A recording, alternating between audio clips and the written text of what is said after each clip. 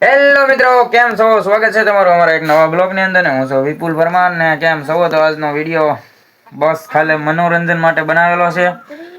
અને આજની લુક ની વાત કરીએ છે, જેમ પાણી દેખાડીએ બ્લોગમાં બને રહ્યો. તો મિત્રો, વાતાવરણ જો તમે એક નંબર છે. જોઈ લો આપડા બાજુનું અમારા ગામ હાબુકર નું ત્યાંનું લુક આમ વાતાવરણ જોવો તમે એક નંબર છે. ને એક ચેલેન્જ આપણે યુટ્યુબ આઈડીમાં રાખેલો છે. 500 સબસ્ક્રાઈબ ના 10 દી રહ્યા છે. 250 ફોલોવર થઈ ગયા છે. સબસ્ક્રાઈબ 250 બાકી છે. તો બધાને મારી એક ખાલે નાની અમથી રિક્વેસ્ટ છે કે મારી ચેનલ ને સબસ્ક્રાઈબ કરી દો યાર.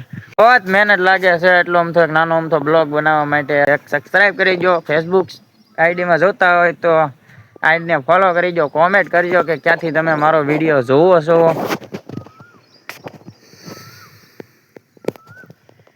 જો તમે લુક જોઈ લો એક વાર યાર. જો વરસાદ કેવું મસ્તી નું પડ્યું છે.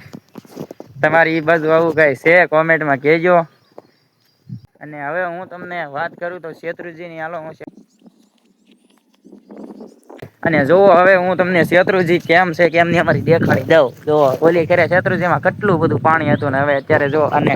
અને બીજી વાત એ કે ઓલી ખેરે માછલા વાળા દેખાડ્યા હતા. આ ખેરે પણ માછલા વાળા કેટલા બધા છે જોઈ હું તમને દેખાડું.